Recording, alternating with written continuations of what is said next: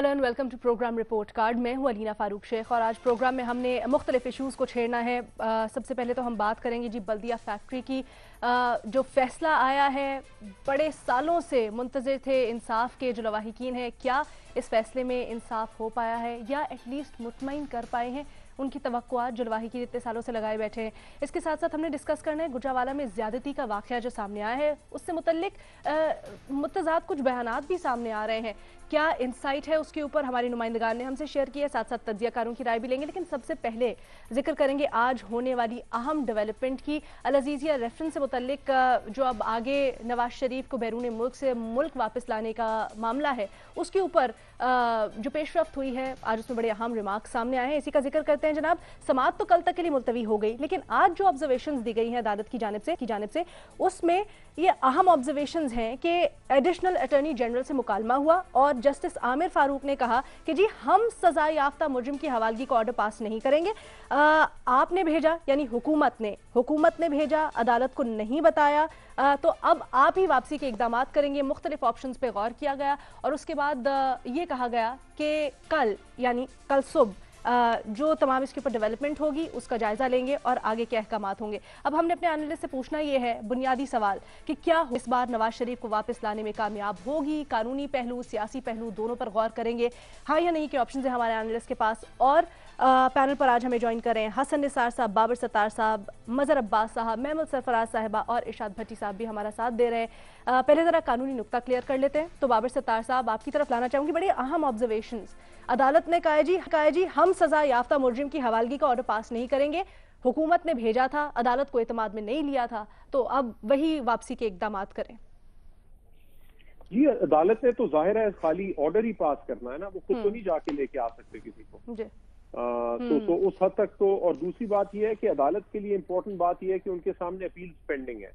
अगर आप एक दफा प्रोक्लेम डिफेंडर बन जाएं तो आपके कुछ राइट्स खत्म हो जाते हैं, क्योंकि कानून ये समझता है कि अगर कोई शख्स अदालत को अब्यूज कर रहा है उसका प्रोसेस, और अदालत से ऑर्डर तो अपने फेवर में लेना चाहता है लेकिन अहकामात नहीं मानना चाहता, तो फिर इस तरह के अक्यूज के या इस तरह के कॉन्विक्ट के बहुत सारे जो राइट्स हैं वो सल्ब हो जाते हैं। और उसकी पार्टली वजह यह है कि कल को लेट्स अस्यूम अगर तो रिहाई का ऑर्डर हो जाता है और जो कन्विक्शन है वो अदालत खत्म कर देती है अपील कोर्ट, फिर तो ठीक है। लेकिन अगर वो बरकरार रखती है तो एक शख्स जो अदालत के सामने है ही नहीं ऑलरेडी, उसकी सजा कैसे होगी? तो ये फिर जस्टिस सिस्टम को फ्रस्ट्रेट करता है। तो अदालत ने इस वक्त तो ये तयन करना है कि क्या वो आके प्रोसीडिंग फेस करेंगे या फिर उनके साथ वो सलूक हो और उनके वो राइट्स उस तरह से समझे जाएं जो एक फ्यूजिटिव के होते हैं।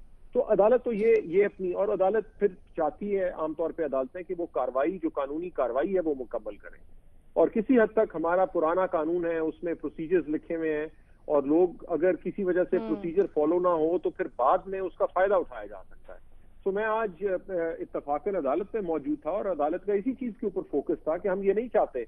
अब यानी सारी दुनिया में पता है सबको, जाहिर है नवाज शरीफ साहब को भी पता है कि ये मुकदमा लगा हुआ है, उनकी फैमिली को भी पता है, और ट्विटर पे चल रहा होता है कि कहाँ से हाई कमीशन से कोई चीज निकल के उनके घर जा रही है, वो ले रहे हैं नहीं ले रहे। तो ये नहीं मुमकिन कि खुद नवाज शरीफ साहब को ना पता हो कि ये उनके लिए ऑर्डर्स पास हुए। लेकिन अदालत ने, हसन नवाज साहब ने आज इनकार कर दिया। उन्होंने कहा जो साइन है ये मेरे नहीं है, मैंने तो रिसीव ही नहीं किया।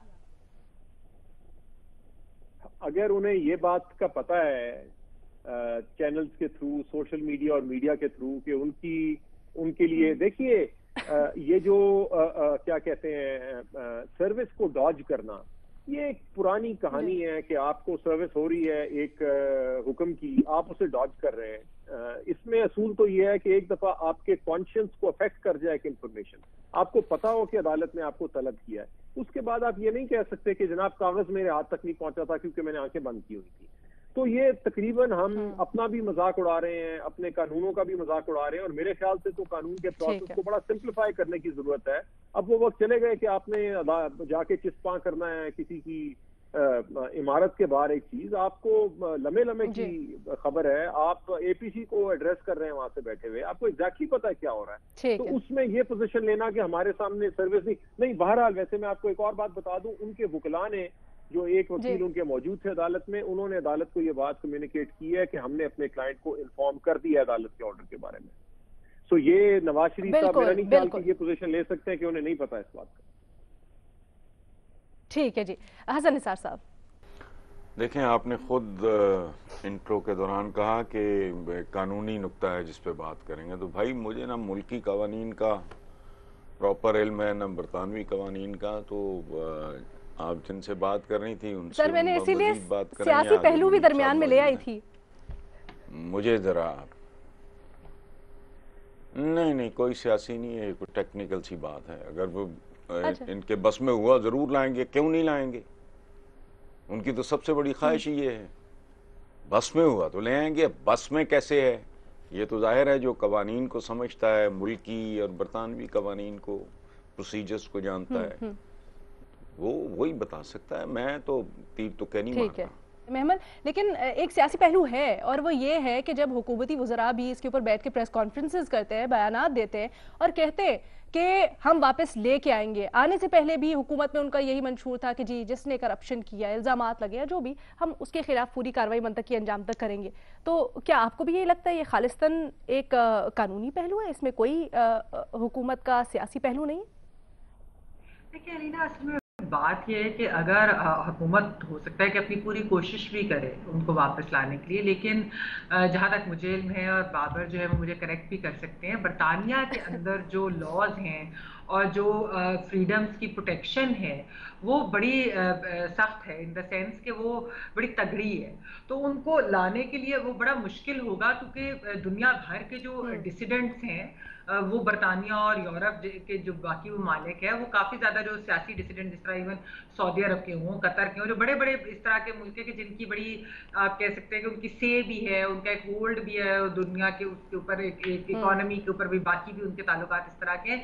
لیکن ان کے بھی ڈسیڈنٹس جو ہیں وہ برطانیہ یا یورپین ممالک کے اندر رہتے ہیں. پھر ایک اور چیز یہ ہے کہ دیکھیے زبردستی میرے خیال میں لانا اس لیے بھی مشکل ہوگا کہ ان کے لائر ادھر جو برطانیہ کے اندر اگر حکومت جو ہے وہ اس طرح کی کوئی ریکویسٹ فارمل کرتی ہے، تو جو میاں نواز شریف کے وکیل ہے وہ یہ کہہ سکتے ہیں کہ جی سپریم کورٹ کی اپنی ججمنٹس موجود ہیں، جو کہ پاکستان کے اندر اس وقت جو اکاؤنٹیبلٹی کا پورا پروسیس چل رہا ہے اس پہ سوالیہ نشان انہوں نے اٹھائے، یا ہیومن رائٹس واچ کی رپورٹس ہیں، یا پھر ایون یورپین یونین کی اپنی اس طرح کے اس کے بارے میں ہیں ان کے کامنٹس بھی، کہ یہ کوئی لیگل چیز نہیں ہے بلکہ یہ ایک سیاسی پولیٹیکلی ڈریون چیز ہے. تو وہ تو اس طرح کی بات بھی کر کے تو میرے خیال میں لانا تھوڑا سا مجھے لگتا ہے کہ مشکل ہوگا. باقی تو یہ ہے کہ حکومت بہتر جانتی ہے، اور حکومت کے یہ اس پہ بھی ڈیپینڈ کرتا ہے کہ حکومت برطانیہ کے ساتھ ان کے تعلقات تو ویسے پاکستان اور برطانیہ کے اچھے ہیں، تو لیٹ سی. لیکن یہ ہے کہ دیکھیے ساگ ڈار صاحب کی ایگزامپل ہمارے ساتھ ہمارے سامنے موجود ہے، وہ ابھی تک ادھر ہیں، ان کو نہیں لا سکے ان کے اوپر وہ. تو آئی تھنک اس لیے مشکل ہوگا مجھے جہاں تک لگتا ہے. باقی تو مشکل ہوگا. ٹھیک ہے، لیکن ابھی اے پی سی کے بعد اور خاص کر نواز شریف کے خطاب کے بعد ارشاد بھٹی صاحب ایسے لگ رہے ہیں جیسے حکومت نے خاص طور پہ کیٹیگوریکلی کہنا شروع کر دیا ہے جی وہ تو صحت مند لگ رہے ہیں، تو ہم اب کوشش کریں گے کہ اگر ان کو علاج کی فردر ضرورت نہیں ہے تو کوششیں تیز کریں واپس لانے کے لیے. ایک تو یہ، دوسرا آپ کی موجودگی کا فائدہ اٹھاتے ہوئے، کل آپ نہیں تھے، ایک تصویر دکھانا چاہتی ہوں، ذرا آپ کو دکھائیں جی. یہ بڑی آپ عوامی بات کرتے ہیں تو یہ سوشل میڈیا عوام اس کے اوپر تبصرے کر رہی ہے اس تصویر کے اوپر، اور دکھا دیں پلیز تصویر تاکہ بھٹی صاحب دیکھ سکیں. ایک طرف جی نواز شریف صاحب ہیں، بے نظیر صاحبہ ہیں، دوسری جانب یہ دیکھیں یہ اگلی جنریشن ہے ان کی، اسی طرح سے بلاول صاحب اور مریم نواز صاحبہ. تو بھٹی صاحب عوام یہ کہتی ہے کہ جی دس از دا فیوچر. تو آپ سے پوچھنا چاہتی ہوں، آپ عوامی بات کرتے ہیں، عوام کی نبض پہ ہاتھ آپ کا ہے، تو از دس دا فیوچر؟ ہم اسی چکر میں پھنسے رہیں گے؟ پہلی بات تو یہ ہے میڈم شیخ کہ اس تصویر کے حوالے سے میں آپ کا ایک ٹویٹ ہے اسی کو ہی میں سامنے رکھتا ہوں. وہ جو آپ نے ایک بچہ جس کے پاس ککڑ مرا ہوا تھا اس کے پاس تھا کہ یہ ککڑ جس طرح ککڑ مر گیا اس طرح سارے سب کے ضمیر مر گئے ہیں. دوسری بات ہے اس تصویر کے اوپر ہمیشہ کیپشن لگنا چاہیے کہ زرداری عمران بھائی بھائی. کیا کہنا چاہیے؟ زرداری عمران بھائی بھائی. باقی میڈم شیخ آپ کے سوال پہ آتا ہوں تو میں آج جب دفتر آ رہا تھا تو اس وقت ایک ویگن کے سامنے میں نے پیچھے لکھا ہوا، اس کے پیچھے لکھا ہوا دیکھا، افسوس سے احتیاط بہتر، افسوس سے احتیاط بہتر. نااہل سزا یافتہ اشتہاری تشویشناک حد تک بیمار اور پھر دوسرا منظر ہے APC 54 منٹ کی ویڈیو 54 منٹ کی تقریر، ویڈیو لنک، ڈری سہمی جمہوریت کو، گلوکوز کی بوتلیں. تو بات وہی ہے، افسوس سے احتیاط بہتر. 54 منٹ کی تقریر میں بھگو کر چھتر مارے ہیں اس نظام کو جس نظام نے انہیں ریلیف دیا تھا. پھر وہی بات، افسوس سے احتیاط بہتر. پاکستانی ہائی کمیشن کا 22 ستمبر پیشی کا نوٹس لے کر جانا، یعقوب نامی شخص کا نوٹس باہر نکلنا، نوٹس وصول کرنے سے انکار، اسپیشل رائل ڈیلیوری سے نوٹس بھجوانا، حسن نواز کا نوٹس وصول کرنا، انکار کرنا، وکیل کا بتانا عدالت میں کہ ہمیں پتہ چل گیا ہے. بات کیا ہے؟ افسوس سے احتیاط بہتر. عدالت نے انہیں باہر بھجوایا، حکومت نہیں، حکومت نے انہیں باہر بھجوایا، عدالت. مریم نواز اور نواز شریف نے سب کو رگڑ دیا. مطلب کیا؟ افسوس سے احتیاط بہتر. اچھا اب کرنا کیا چاہیے؟ ہم نے تو دیکھا جب بندہ اشتہاری ہو جاتا ہے تو ضمانتی کو پکڑتے ہیں. شہباز شریف موجود ہیں، گھر چھاپے مارے جاتے ہیں. ہم غریبوں کی تو رشتہ دار خواتین تک اٹھا لی جاتی ہیں اشتہاری اگر کوئی ہو جائے تو. جب پوچھتے ہیں تو کہا جاتا ہے افسوس سے احتیاط بہتر. کیا حکومت انہیں واپس لا سکتی ہے؟ نہیں لا سکتی. کیوں؟ کیا حکومت الطاف حسین کو واپس لا سکی؟ حسن حسین، سلمان، شہباز کو واپس لا سکی؟ علی عمران، اسحاق ڈار کو واپس لا سکی؟ نہیں. پھر ہمارا برطانیہ سے کوئی معاہدہ نہیں ہے. پھر حکومت نے خود انہیں تشویشناک حد تک بیمار ڈکلیئر کر کے بھیجا ہے. وہاں وہ اپنے انسانی حقوق پر بھی 5 سال لگا جائیں گے. اور بھارت کا آخری بات، برطانیہ یا لندن امیروں کی، مفرور امیروں کی پناہ گاہ ہے. بھارت کا 1992 سے برطانیہ سے معاہدہ ہے. بھارت کے 4500 مالدار برطانیہ میں ہیں. پتہ ہے 28 سالوں میں کتنوں کی واپسی ہوئی ہے؟ بھٹی صاحب اس کے لیے کام ہو رہا ہے، چلیں جو پہلے نہیں ہوا اب ہو جائے گا. جلدی سے آپ مجھے بتائیں کیا ہوگا. سمیر بھائی وینو بھائی پٹیل ایک کی ہے. اور پتہ ہے ان مفروروں کی کتنی دولت لندن میں ہے؟ 129 ارب ڈالر. لہٰذا انجوائے کریں. نواز شریف صاحب کا ٹویٹر اکاؤنٹ بن چکا ہے، تقریریں بیانات شروع ہو چکے ہیں، جلسے بھی ہوں گے. انجوائے کریں اور یہ ذہنوں میں رہے، آئندہ احتیاط کریں. افسوس سے احتیاط بہتر. ٹھیک ہے، ہم یہاں پر ایک چھوٹی سی بریک لیتے ہیں، باقی 2 تجزیہ کروں کا اس کے بعد کامنٹ شامل کریں گے.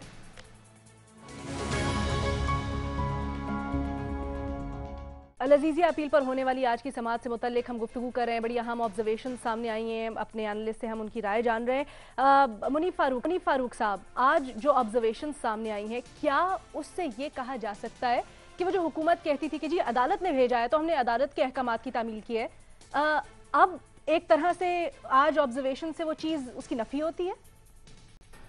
دیکھیے، ایک چیز فیکچول ہے جو کہ میرے خیال میں حکومت بھی بڑے کنوینئنٹ ہے، کیونکہ جیسے جیسے معاملات پرانے ہوتے ہیں شاید یہ بھی ہوتا ہے کہ وی آر ایٹ اے لاس کہ چیزیں بھولتے جاتے ہیں. ایک چیز کریکٹ کرنے کی ضرورت ہے کہ حکومت نے میاں نواز شریف کو اسلام آباد ہائی کورٹ کے جو پرمیشن تھی 4 ہفتے کی 8 ہفتے کی جو تھی میڈیکل گراؤنڈ کے اوپر ایز اے اسپیشل کیس ان کو اجازت دی تھی، اور وہ تھی ایک حکومت نے جب ان کو دیا کہ ون ٹائم پرمیشن ہے باہر جانے کی، اور آپ نے 7 ارب روپے کا یا 8 ملین پاؤنڈ کا وہ آپ نے ایک انڈیمنیٹی بانڈ دینا تھا. لاہور ہائی کورٹ میں جب یہ معاملہ آیا تو وہاں موڈیلٹیز طے ہوئی تھی. حکومت کا یہ بیان صریحاً غلط ہے کہ جب وہ یہ کہتے ہیں کہ یہ عدالت نے کہا تھا ECL سے نام نکال دیں. نہیں، اول تو دیر از اے ڈفرنس ٹیکنیکلی. ECL سے نام نکالنا اور ون ٹائم پرمیشن کسی کو دینا باہر جانے کی، دیٹ از ڈفرنٹ. تو میاں نواز شریف کو ون ٹائم پرمیشن دی گئی تھی اور لاہور ہائی کورٹ نے موڈیلٹیز طے کی تھی. اب وہ موڈیلٹیز طے کرنے میں آپ کہہ سکتے ہیں کہ یہ عدالت نے لینینسی دکھائی، وہ ان کی پرسنل ایشورنس اور شہباز شریف صاحب کی ایشورنس پر انہیں باہر جانے دیا. بہرحال حکومت نے یہ کہا تھا جی کہ ہم نے ان کو یہ اس ایشورنس کے اوپر ہم نے انہیں ون ٹائم پرمیشن کی اجازت دی ہے. اب مسئلہ یہ ہے کہ جیسے بابر ستار صاحب ماشاءاللہ انہوں نے بڑا اچھے طریقے سے بتا دیا، اور وہ کیونکہ جس طرح فرما رہے تھے کہ وہ کورٹ میں بھی موجود تھے، تو عدالت واقعی کسی کو پکڑ کے نہیں لا سکتی. اور جو ارینجمنٹ ہے جس طرح بھی بھٹی صاحب بھی فرما رہے تھے کہ ہمارا کو انگلینڈ کے ساتھ کوئی اس طرح کا تو ارینجمنٹ ہے نہیں، اور جتنی مرضی ہم تلواروں کو ہولسٹر میں سے، بندوقوں کو ہولسٹر میں سے باہر نکالیں اور پھر ڈالیں اور جتنی مرضی بڑک مار لیں تو حکومت تو انہیں واپس لا نہیں سکتی.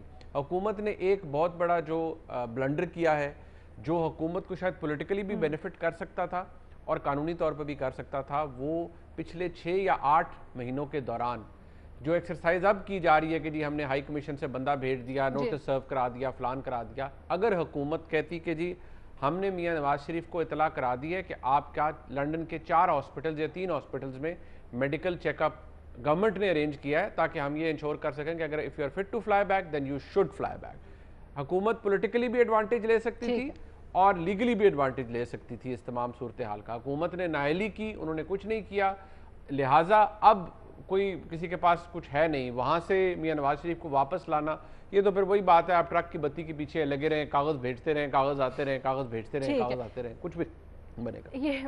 ये मज़हर अब्बास साहब के पास लेके चलते हैं पॉइंट। मज़हर साहब, आज शाहिद खाकान अब्बासी साहब ने बड़ा वाज़े बयान दिया है, कहते हैं जी जब तक ठीक नहीं होंगे नवाज शरीफ वापस नहीं आएंगे।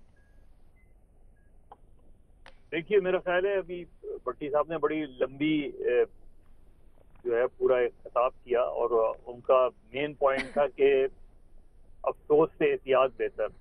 मेरा ख्याल है एहतियात करें आप, अब अफसोस से कुछ नहीं होगा, इसलिए कि अब जो होना था वो हो गया। अब जो रिस्पॉन्सिबिलिटी आप एक दूसरे पर डालते रहें, मियां नवाज शरीफ चले गए और हुकूमत के पास कोई जस्टिफिकेशन नहीं है अब उनको वापस लाने की, इसलिए कि अब वो जो कुछ भी कहते रहे जिस वक्त उन्होंने भेजना था ये सारी चीजें नहीं देखी गई। अब तक तो ये भी नहीं पता चला कि वो जो क्लेम किया जा रहा है कि जी ये गलत रिपोर्ट दी गई थी, कहीं कोई जगह तहकीकात नहीं हो रही इस हवाले से, और वो जो डॉक्टर्स हैं वो अपनी जगह बिल्कुल खड़े हुए हैं और वो डिफेंड कर रहे हैं कि उन्होंने गलत नहीं भेजा, गलत नहीं रिपोर्ट दी थी। मज़हर साहब, ये एहतियात वाला मशवरा आपका हुकूमत के लिए था? जी हुकूमत ही के लिए था, बाकी तो सब अफसोस ही कर रहे हैं, तो वो तो हुकूमत अब क्या कर सकती है। तो दूसरी बात तो ये देखिए तकरीर पर इतना वावेला क्यों है, मेरी ये समझ में नहीं आ रहा। उस तकरीर में ऐसी क्या बात थी जिस पर इतना वावेला मचाया जा रहा है?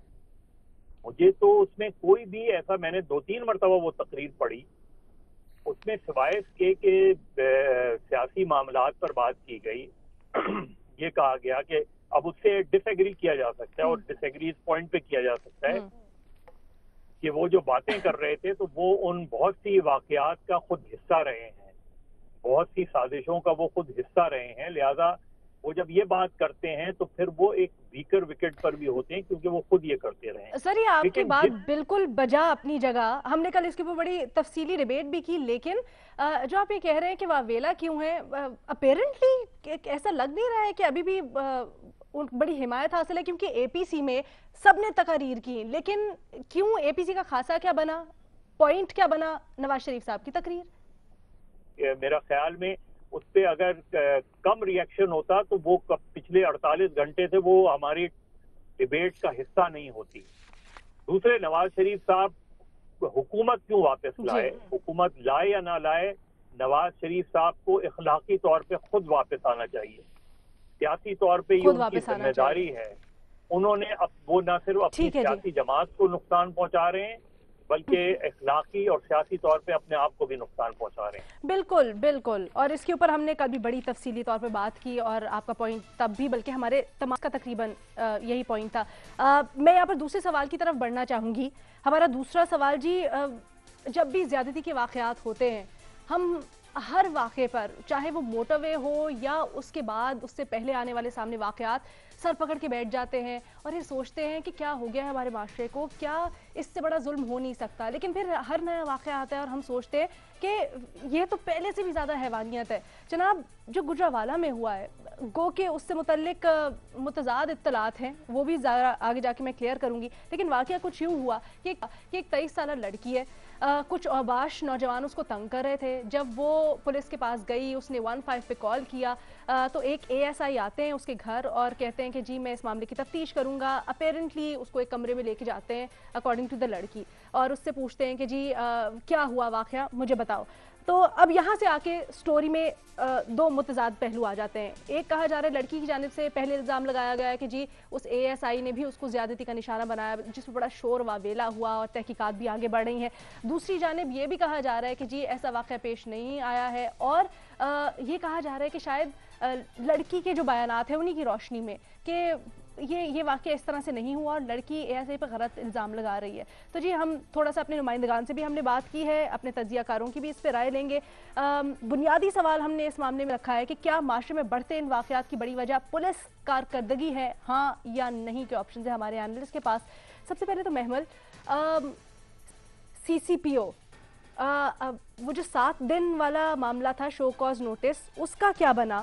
اور دوسرا, سب سے پہلے واقعہ سننے کے بعد اور جو اس میں 2 مختلف بیانات ہیں وہ سننے کے بعد یہ ذہن میں آتا ہے کہ اس طرح کے معاملات میں خواتین پولیس افسران کی مدد کیوں نہیں لی جاتی تفتیش کے دوران؟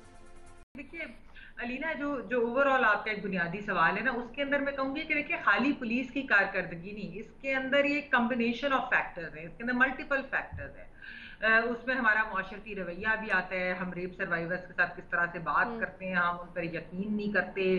پھر دوسری چیز یہ ہے کہ واقعی جا کر وہ جو رپورٹ کرنا ہوتا ہے واقعہ پولیس کو, اس کے اندر کیا کیا مشکلات ہوتی ہیں. جس طرح آپ نے ابھی نشاندہی کی کہ خواتین پولیس آفیسرز نہیں ہیں تفتیشی, ایسے معاملات, حساس معاملات میں خاص طور پہ خواتین سے ریلیٹڈ میں تو ہونی ہی ہو چاہیے. لیکن انفارچونیٹلی یہ ہماری, میں نے 2-3 بار پہلے بھی شو پہ ہی کہا ہے کہ انفارچونیٹلی ہماری پولیس فورس کے اندر یہ نہیں ہے کہ فیلڈ آفیسرز بھی خواتین زیادہ ہوں, اور اس طرح کے معاملات میں تو ویسے ہی ہوں. عورتیں بہت ساری, دیکھیے, اور نہ صرف یہ ہے کہ وہ لڑکی یا سروائیور خود نہیں کرنا چاہتے, فیملیز کا بھی ایک پریشر ہوتا ہے کہ یہ بات یہیں دبا دو, کیونکہ اس سے ہم ایک یہ آنر کے ساتھ, کیونکہ ایک انفارچونیٹلی پاکستان کے اندر اس کو ایک بڑا ٹیبو سبجیکٹ ہے, وہ پھر پورے خاندان کا ایک ٹرائل بھی شروع ہو جاتا ہے, جیسے میں نے کہا کہ ہمارے معاشرے کے کہتے ہیں. تو آئی تھنک بہت ساری ایسے ریزنز ہیں. اور ایک چیز میں اور کہوں گی علینا کہ ایک ہمارے معاشرے کا بھی ہے, اور یہ شاید دیکھیں پولیس تو پھر بھی پکڑ تو لیتی ہے, ابھی اس والے میں نہیں, لیکن یہ کہ ایٹ لیسٹ پولیس نے جیسا قصور کا بھی پکڑا زینب والا, لیکن ہم لوگوں کا ہوتا ہے کہ کرمنل کو ختم کر دو, کرائم کے ختم کرنے پہ ہم اس طرح سے ترجیح نہیں, ہماری پرائیورٹی اتنی نہیں ہے. تو اس کو تو پھانسی لگ گئی, لیکن مجھے بتائیں کہ کیا قصور کے اندر باقی واقعات جو ہے وہ ختم ہوئے کہ نہیں, اس سے ابھی بھی آپ پبلک ہینگ کریں گے تو کیا منی فاروق صاحب کی ذرا رائے شامل کرتے ہیں. ٹھیک ہے منی فاروق صاحب. دیکھیے وہ جو جتنا بھی یہ جو موٹر وے والا معاملہ ہے اور وہ زیادتی کے, اس میں پرائم سسپیکٹ ابھی بھی از ایٹ لارج. جو دعوے چیزیں وہ تو خیر ہمارے سامنے آتی نہیں ہیں. اب یہ جو آپ کے سوال کے اندر بھی ہیں, آنیسٹلی میں تو اس کا ایک ہیومن اینگل ہے, بلکہ ہے ہی شاید ہیومن اینگل. قانونی طور پر تو بڑا لمیٹڈ اس لیے ہے کیونکہ قانون کے اندر, قانون تو بہت سی جگہ پر موجود ہوتا ہے لیکن اس کے نفاذ کا پھر مسئلہ آ جاتا ہے اور سزاؤں کا مسئلہ آ جاتا ہے. کنوکشن ریٹ کا ایک بہت بڑا پرابلم ہے. اس حد تک میں قانونی طور پر ضرور کہوں گا کہ جو پروسیکیوشن جس نے کیس تیار کرنا ہوتا ہے یا جو انویسٹیگیٹ کرتے ہیں, وہاں پر یہ ابھی ٹھیک انہوں نے فرمایا محمل سرفراز صاحبہ نے کہ وہاں پر شروع ہونے چاہیے خواتین انویسٹیگیٹرز ہونے چاہیے, کیونکہ سم ہاؤ جو وکٹم ہے, خاتون جو ہوں گی یا اللہ معاف کرے اگر کوئی بچی ہوتی ہے, تو وہ آسانی سے وہ اپنا پرابلم سولیسٹ کر سکتی ہے, بتا سکتی ہے. She can open up and tell a lot of stuff, جو شاید وہ ایک میل انویسٹیگیٹر کو نہیں بتا سکتی کہ وہ کس ٹراما سے گزری ہے, مینٹل اینڈ فزیکل. جی ہماری ڈسکشن کنٹینیو رہے گی ایک چھوٹی سی بریک کے بعد. بریک کے بعد خوش آمدید بابر ستار صاحب. دیکھیے پولیس ظاہر ایک کمپوننٹ ہے ہمارے کرمنل جسٹس سسٹم کا. کئی دفعہ ہم اس پہ بات کرتے ہیں اور اس پروگرام میں بھی کرتے ہیں کہ کوئی ایک پنشمنٹ ڈالنے سے, باقی چیزیں کرنے سے یہ اوور آل پروسیس فکس نہیں ہوگا.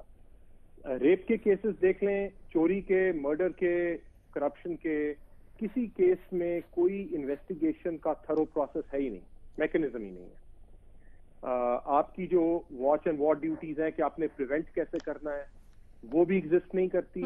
اگلی سٹیج پھر انویسٹیگیشن کی ہے. انویسٹیگیشن بھی ہماری ٹارچر کے اوپر بیسڈ ہے یا گوسپ کے اوپر بیسڈ ہے کہ اس سے کہا, اس سے سنا, مارا کسی کو, اس سے کوئی بات نکلوا لی. لیکن ایک جو طریقہ کار ہے ایک انویسٹیگیٹر کا ٹارچر کو یوز کیے بغیر کہ آپ نے باقی سارے فیکٹس کو ڈی سائفر کرنا ہے, ایک آپ نے انٹیگریٹی کے ساتھ انویسٹیگیشن کرنی ہے تاکہ آپ کو فیکٹس کا پتہ چل سکے, وہ پروسیس ہی نہیں ہے یہاں پہ. اسی وجہ سے ہمارا ٹوٹل فوکس, اور اس پہ ہمارا جھگڑا بھی, یہاں پہ بھی جھگڑا تو نہیں لیکن ڈفرنس آف اوپینین عام طور پہ ہو جاتا ہے, جس پہ کچھ دوست کہتے ہیں جی ٹانگ میں پکڑ کے, کچھ کہتے ہیں جیل میں بند کریں, اسے بیل کیوں ہو گئی. لیکن اگر آپ نے پراپر انویسٹیگیشن کی ہو تو پھر آپ کو کسی کو جیل میں کر کے اسے مارنے دھاڑنے کی ضرورت نہیں ہے نا. آپ انویسٹیگیٹ کریں گے, آپ ڈٹرمن کریں گے کہ ذمہ داری کس کی بنتی ہے, اس کے بیسس کے اوپر پھر آپ پروسیکیوشن کا کیس بنائیں گے. اور پھر پروسیکیوشن کا کیس چونکہ فیکٹس کے اوپر بیسڈ ہوگا تو وہ عدالت پہ وہ سارے شواہد جو صحیح طریقے سے کلیکٹ کیے ہوں گے وہ پیش. یہاں پہ انفارچونیٹلی پروسیس یہ ہے کہ آپ نے اس کو میں اس طرح سے سمرائز کر لوں बिल्कुल, इसको मैं इस तरह से समराइज कर लूँ कि ज़्यादा हमें अपनी इन्वेस्टिगेशन के अंदर एक मेथड और हसास होने की ज़रूरत है, बल्कि ट्रेनिंग की भी ज़रूरत है, यही कहना चाह रहे हैं आप, राइट? मैं ये कहना चाह रहा हूँ कि हमारा क्रिमिनल जस्टिस सिस्टम का हर कंपोनेंट इस वक्त बिल्कुल टूटा फूटा हुआ है। इसे असर नया कंस्ट्रक्ट करना पड़ेगा, जिस तरह बाकी मॉडर्न सोसाइटीज में पुलिसिंग, इन्वेस्टिगेशन और प्रोसिक्यूशन होती है और फिर कोर्ट प्रोसेस रन होता है। ये सारे हिस्से टूटे हुए हैं। इस निजाम में से इंसाफ निकला है तो वो तकरीबन मोज़े की तरह है। Very true. हसन निसार साहब, देखिए ये अजीब सा सवाल लग रहा है मुझे, चूंकि पुलिस जो है ये कुछ जादूगर तो नहीं होती, ये बेशुमार लातादाद फैक्टर्स में से सिर्फ एक फैक्टर है। प्रॉब्लम हमारा ये है कि हमारा जो पूरा माशरा है, पूरा कोई शय से फारिग नहीं है। मदरसों का हाल देख लो आप, उससे आगे तो कुछ नहीं है ना। फिर वो इस शेर का अक्स है, गिरो तो साथ गिरे शान शाह सवारी भी, जवाल आए तो पूरे कमाल में आए। कुछ नहीं बचता जब जहाज क्रैश करता है ना। ये नहीं है कि वो बिजनेस क्लास या फर्स्ट क्लास पैसेंजर्स बच गए तो इकोनॉमी, ना ना ना। टाइटैनिक डूबता है तो पूरा डूबता है। ये टाइटैनिक डूब रहा है इसलिए for the last few years मैं बहुत फोकस किए हुए हूँ कि तुम लोगों का सारा जोर जो है, सारी तवज्जो है इक्तिसादियात पे, मसला अखलाकियात का है। ये एक अखलाक बाख्ता माशरा है। जो आदमी दूध में बच्चों की ग़िज़ा तक में मिलावट से बाज नहीं आ रहा, वो आदमी छोड़ो, फैक्ट्रीज आफ्टर फैक्ट्रीज, वो क्या कर रहा है? वो रेप से भी बदतर काम कर रहा है। ये दूध पीने वाले बच्चे जब जवान होंगे, कल उनकी शादियां होंगी, आपकी जनरेशंस क्या होंगी? वो रिटार्डेड होंगे, वो अधूरे इंसान होंगे। अच्छा, दूसरा ये इसको कोई मतलब को डेप्थ चाहिए, को विजन चाहिए, इस तरह को हुक्मरान हो, ये क्लैरिकल काम नहीं है। और एक बात याद रखना, ये आपका मसला भी नया नहीं। आपके चंद मुहावरे में आप सुन लें, आपको अपनी औकात का पता लगे। आप में मैं भी शामिल हूं। चोर उचक्का चौधरी ते गुंडी रन प्रधान, ये को 10 20 50 100 साल पुराना मुहावरा है। तगड़े दा 27वीं 100। ये किसी बदकार मुआशरे में है ना कि 7 ज़रब 20 का 100 है अगर मैं ताकतवर हूं। फिर एक एक्सप्रेशन, ओए बंदा का बंदा देख लिया करो। मसलन तुम देख रहे हो मैं बाइज्जत बावकार आदमी हूं, ठीक है। जिदे कर दाने ओदे कमले भी सियाने, क्या मतलब है इस मुहावरे का? ये औकात है। आपके डीएनए का प्रॉब्लम है, बहुत लंबी लड़ाई है, एक तिकोन है मुकम्मल करनी पड़ेगी। लेकिन हर है टॉप पे हमारे तो जो भी ऊपर आते हैं उसका फोकस सिर्फ 5 साल होते हैं। तमीज ना आगा ना पीछा, सुन ले ना। उसके बाद आता है मदरसा, आपका स्कूल आता है, अंडरपेड टीचर, गंदा एनवायरनमेंट, मवेशी साथ बंधे, अनपढ़ टीचर, फिर आती है सोसाइटी। वो तीनों तो बर्बाद करने पे लगे में। और मैं कह रहा हूं प्राइमरी गोलियां मारो, यूनिवर्सिटियां रहने दो, अभी वो फेज नहीं आया आप पे। कॉन्सेंट्रेट करो प्राइमरी एजुकेशन पे। तुम्हारा रॉ मटेरियल गंदा है। दीमक ज़्यादा लकड़ी से दुनिया का कोई तरखान अच्छा फर्नीचर नहीं बना सकता। तो ये सर यहाँ पे तो एजुकेशन के ऊपर कोई फोकस ही नहीं, वो भी एक बहुत, ये असेंबलियों में सर वो तो एक अलग ही डिबेट है, समझ नहीं आता किस नुक्ते को पकड़े। और असेंबलियों का मटेरियल भी चेंज करो। यार यहाँ तो लोगों को मसाइल की समझ नहीं है, बूथा हट के तकरीरें करनी शुरू हो जाते हैं। असेंबली में मटेरियल जो है उसको बदलो, फिर इस तरह के मौजूआत वहां डिस्कस करो, फिर short term, medium term, long term को प्लान। वो उजड़ गया है सारा खाता, ये बस निकल गई है इस माशरे की। ठीक है, ठीक है, ठीक है। इरशाद भट्टी साहब, हसन निसार साहब की सारी बातों से एग्री करते हुए कि असेंबलियों में हसन साहब 40 साल 50 साल से लगे हुए, हम तो थोड़े अरसे से, कि असेंबलियों में जो इस मोटरवे पे बहस हुई थी उसमें खवातीन ने शेम शेम के नारे लगाए थे।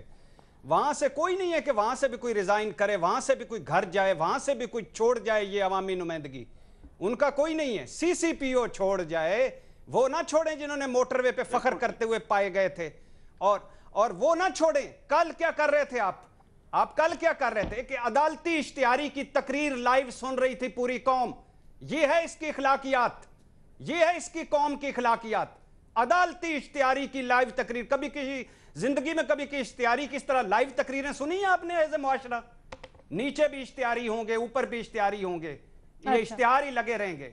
आज भी वक्त है खुदा के लिए, या कुरान की तरफ लौट जाएं, अल्लाह की तरफ लौट जाएं, शरी सजाएं नाफिज करें। अच्छा भट्टी साहब, रेप जो हो, मेरे पास ना माजरत प्रोग्राम में कम टाइम है, ये जो आप पॉइंट कह रहे हैं ना, ये मैं नोट कर रही हूं। और रेप जो आखिरी बात, रेप उसकी special prosecution, special investigation, special अदालतें, स्पेशल कानून साजी, सजाए मौत या नामर्द करना 5 साल कर लें, ये रोने मुक जाएंगे। ये बहुत डिबेटेबल तो रोते रहेंगे। आपकी तजवीज सर आंखों पे मैं इसको नोट कर लेती हूँ। कल हम इसके ऊपर डिबेट करेंगे दोबारा से, लेकिन आई थिंक इसके ऊपर सबका मौक़िफ़ आना चाहिए। मजहर अब्बास साहब, देखिए, पुलिस और जुडिशरी ये 2 जिम्मेदार हैं, और उसकी बुनियादी वजह यह है कि अगर कानून की हुक्मरानी हो तो ऐसे वाक़यात, बहुत पहले ऐसे वाक़यात रोकथाम हो सकती थी।